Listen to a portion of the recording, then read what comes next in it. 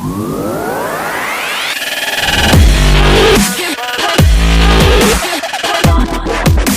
it going, everybody? This is Dakota from the Techies World, and this week it's another installment of Techie Talks. For this week, I thought we'd address I guess you could say it's kind of a hot topic, but it's something that I personally want to talk about, and that is, it has something to do with all of our favorite fruit company, Apple. And I just happen to have this old MacBook Pro sitting here. For this particular episode, we're going to address something that I want to talk about a little bit, and that is, does the Mac have a future at Apple? Is the Mac dead? And that's kind of what I wanted to address in this week's episode. Now, the idea for this video actually stemmed from a video I did a couple of months ago where I shared my thoughts about the 2016 MacBook Pro. And I'll actually make that the end video, so that way you can go ahead and click on that, and in the outro it'll be somewhere, probably up in here somewhere. You'll be able to click on that, and that'll be the end video, and you can click on that and watch that, and you can see my thoughts on the new MacBook Pro. Now, since making that video, I have gone to the Apple Store, and I have seen it, and I have played around with it. In fact, here's a video of me right here playing around with the Touch Bar on the 15-inch MacBook Pro within Final Cut Pro. And I will say, it's not as bad as what I thought it was, but it still misses the point of being a professional machine, at least in my opinion. And a lot of people have this fear that Apple is going to abandon the Mac, or maybe the Mac really doesn't have that well of a future at Apple. So this sort of video will try to address maybe some of the reasons why I think that, because I'm certainly in that camp. So let's get started. Now, first of all, it is important to understand that the Mac is not the cash cow that it once was. The latest number that I know of, and this is from like 2011, so I'm sure that number is probably lower now, the Mac only counted for 18% of Apple's yearly revenue. Now, 18%, that's still quite a hunk of change when you factor in how much money Macs go for and how many Macs Apple sells. So the Mac is not the cash cow that it once was. And also, you have to think about this too. We don't upgrade our Macs as often as we do iPhones or maybe iPads. With a Mac, we could easily get 5, 6 plus years out of a Mac before we have to buy a new one. With iPhones and iPads, you pretty much have to replace them once every couple of years. And so that's money that now iPad sales have been slumping as well, but iPhone, most people upgrade every year or once every 2 years. Now, since we don't have contracts anymore, a lot of this 2-year lock-in deal stuff is pretty much done and over with. So a lot of people will just replace their phone every year or once every 2 years. And so that's money Apple brings in that iPhone generates that the Mac doesn't. So that's why Apple sells a crap ton more iPhones more than they do Macs. Obviously, people will buy them every single time they're updated. Where with a Mac, it doesn't make sense to buy a new Mac model every single year. Now, for some people that does, but for average Joe Q public and people like me, it just doesn't make sense. Now, it does make sense. Like if you're going from the Retina MacBook Pro to the new 2016 MacBook Pro, then yeah, that does make sense because that's a major change. You're going from this MacBook Pro, which is the unibody MacBook Pro, to the Retina, that makes sense. Or when Apple went from this MacBook Pro, which is the original MacBook Pro, to the unibody MacBook Pro, upgrading makes sense because you're buying a new class of machine. But every single time Apple updates the product with faster hardware, it doesn't necessarily mean you have to go out and buy it. And even though Apple would love you to do that, that doesn't mean you have to, and it doesn't make sense, and it's not economical for somebody like me. If I'm spending $2,000 plus on a computer, I want it to last a good 5, 6, 7 years. I'm not going out and buying a new computer every single year. A lot of it, I think, has to do with sales. Again, Apple has obviously shifted their focus away from the Mac for a while. Again, the only Mac products that actually got updated throughout the entire year of 2016 was anything that had the word MacBook in front of it. If it didn't have the word MacBook in front of it, it was completely forgotten about. The only people who thought the MacBook Pro needed to be thinner was Apple. Nobody said, I've not heard one person say, oh my gosh, the Retina MacBook Pro is too darn thick. It needs to be thinner. I don't know. I've never said that, and I don't know anybody who has. So again, that's all Johnny Ive. Johnny Ive likes things to be as thin as a piece of paper. Apple has this obsession to be thinner, and I wish it would stop, because they're kind of ruining products by trying to make them thinner and yanking out stuff people need to make a product thinner. I would personally have a thicker computer and have power and ports rather than having a super slim computer and having to buy dongle adapters and less power. I mean, it just makes more sense to me. So while Apple did update the 12-inch MacBook, or now the MacBook, and the MacBook Pro, all of Apple's other computers just got totally forgotten about. The iMac has not seen an update in almost 2 years. That is in a dire need of an update. The Mac Pro, I don't want to sound negative, but it's dead. I do not see Apple giving an update to the Mac Pro. I don't. I'm sorry, I just don't. The Mac Pro is a lost cause. It's been a lost cause for years. And the only reason Apple released the trash can Mac Pro is to keep professionals happy. I'm actually part of that majority who actually likes the trash can Mac Pro. A lot of people who don't like it are really professionals who use PC cards, because obviously, because of its shape, you can't put cards inside of it. All expansion has to be external over Thunderbolt. And honestly, some people think that the Mac Pro, the new Mac Pro, is a rebirth of the Power Mac G4 Cube, which is this right here. That is the G4 Cube.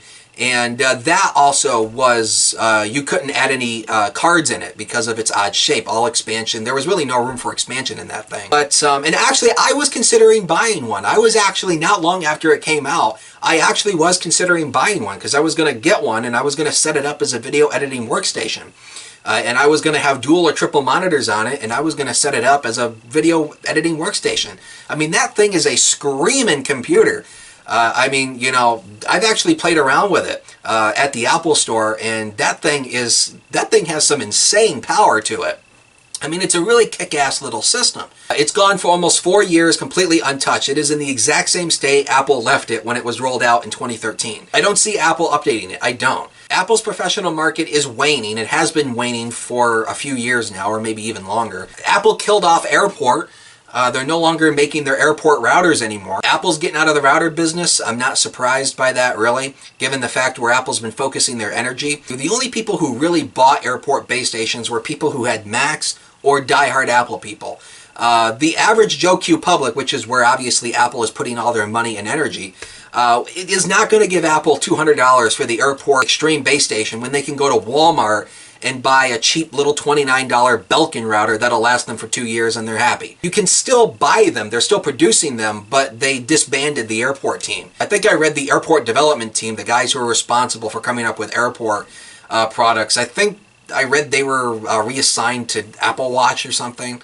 So there's no more airport teams, so no more airport base stations. Certain Apple executives have left from the Mac team. Chris Latner, who was the head of Apple's Xcode development team, and also who's the one who came up with Swift, the new programming language for Apple, he left to go join Tesla.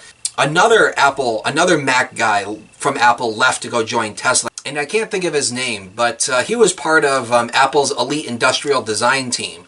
And he ultimately left Apple to go to Tesla as well. I think probably the more logical reason why they left is that Tesla is probably offering them more money than Apple, and they're making probably more money at Tesla than what they were making at Apple. That's probably the more logical reason. But still, it's a little fishy how two members of kind of high-profile Mac people kind of just up and left the company. So switching gears and getting back to the actual desktops, we have iMac, and I think iMac will see an update.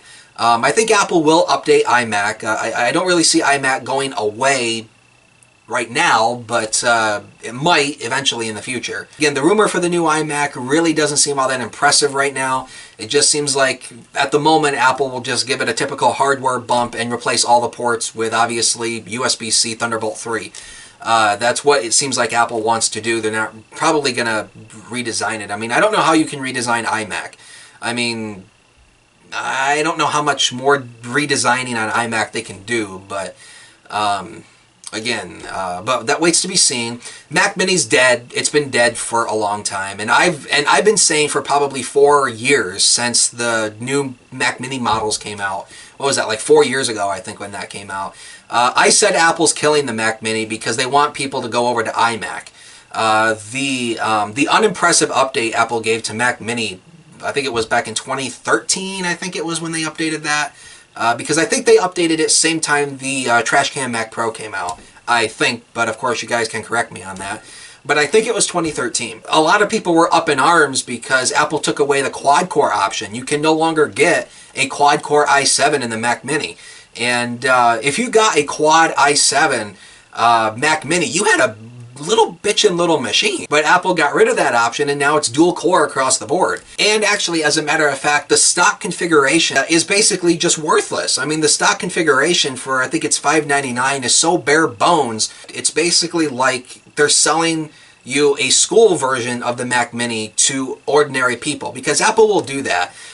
The one thing, and some people probably know this, but Apple has a sort of like an education Mac. On pretty much almost every Mac model, there's an education model, which you can only buy if you're a school or a college. The ordinary Joe Q public can't buy them. And what they are is that they're stripped down, cheaper versions of Macs. Apple basically does that to keep the costs down to school districts, so that way they can buy them in bulk. Public schools, you know, they only have so much money. The budget's only so much every single year. But right now I think iMac will stay around as probably the only desktop Apple will make. And again, nobody really buys desktop computers anymore. And again, a lot of this goes back to what I said in the last episode of this series, where, you know, nobody buys computers. Nobody goes out and buys a computer. You know, we don't go to Walmart and go and buy a computer. We go and buy phones and tablets and things. So why continue making desktop computers when hardly anybody buys them? And I'm sorry to say, too, I think all of Apple's Pro apps are going away. They already killed off, which I will say this about Aperture. Seeing the death of Aperture was coming. I mean, Aperture was Apple's kind of version of Lightroom. And Aperture really wasn't as good as Lightroom. It lagged behind Lightroom almost every single time. I don't even know why Apple released it. They really didn't show much love to Aperture. So killing off Aperture made sense, but yet killing off iPhoto did not make any sense. And the only reason they did that is because it didn't have iCloud support. Like, really? I mean, honestly. I honestly see Apple's Pro apps going away as well. I think Apple's going to do the same thing to Final Cut Pro and iMovie like they did with Aperture and iPhoto. They're going to combine the two and create some prosumer cheapened version of it. And I'm not too excited about that either, because I use Final Cut Pro to edit all of these videos, and I have a workflow that's built around it, that's been built around it for almost 5 years. And if Apple kills Final Cut Pro, I'm out. I mean, you know, then I have to look at other software. I mean, I don't see Final Cut Pro and Logic staying around much longer. I think the teams on that are going to be disbanded. They're going to be moved to other developments, and the Apple's Pro apps will be done. I don't know when that time is coming. It probably won't be for at least a few years, but I think it's going to happen eventually. I don't see Apple producing Pro apps. And I mean, why produce Pro apps when you don't produce a professional machine to run it on? And again, I hope it doesn't turn out to be true, because again, I love Final Cut Pro. It is a wonderful piece of software. Now, when the current version of Final Cut Pro 10, when it came out back in 2011, it really was a piece of crap.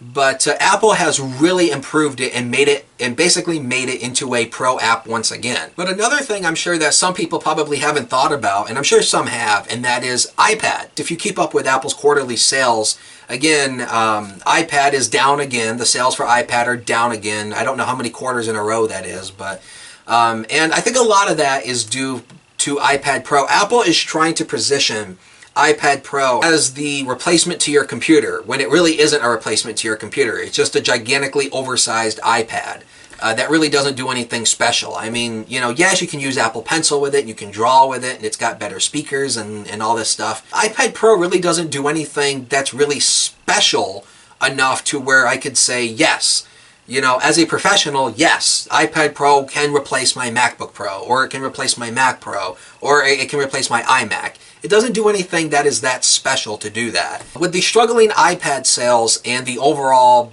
lack of attention they're giving to the Mac, it makes sense to me that we're going to see MacPad.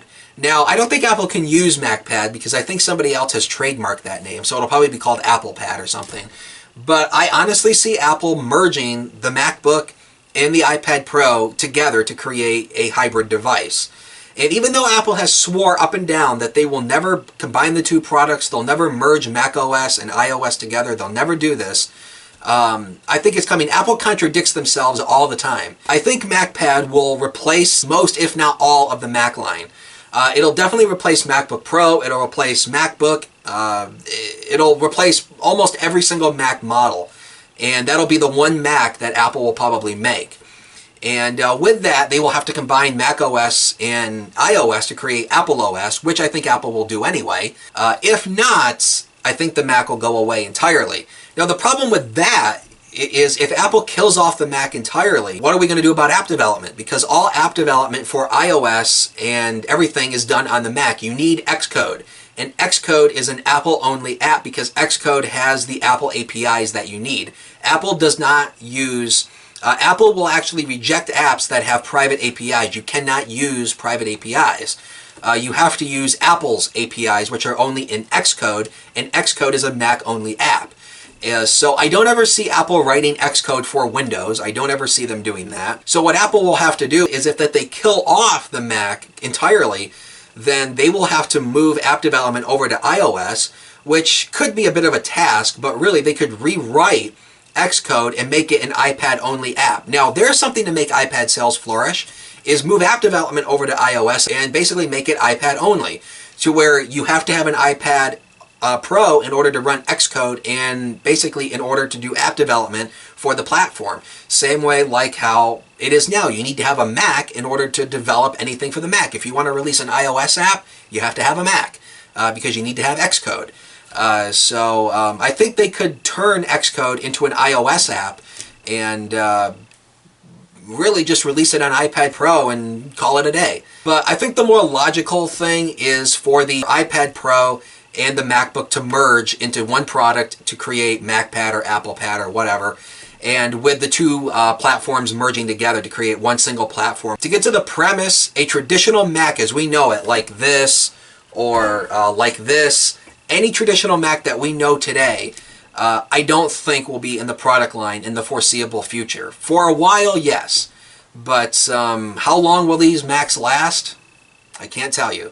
I just don't see Apple producing a traditional Mac as we know it now in the foreseeable future, which is just sad. Okay, so with that said, I'm going to go ahead and end this episode of Techie Talks. Do you guys ultimately agree? Do you think the Mac is in danger? Do you think it's in trouble? Or do you think Apple is going to continue producing Macs that we know today for quite a long time?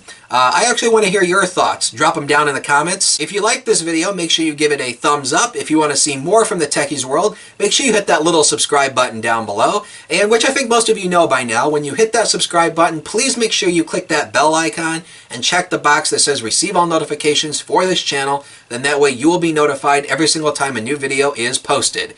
And for now, I'm going to go ahead and get on out of here. Thank you guys so much for watching. Have a great week. Significant, you're missing it. Reaction to a fiction, cause the beat is so explicit in my dreams and now illicit it's not enough to see it. Scratch it, read it, claw, beat it. Be the first to be an any animal that needs it.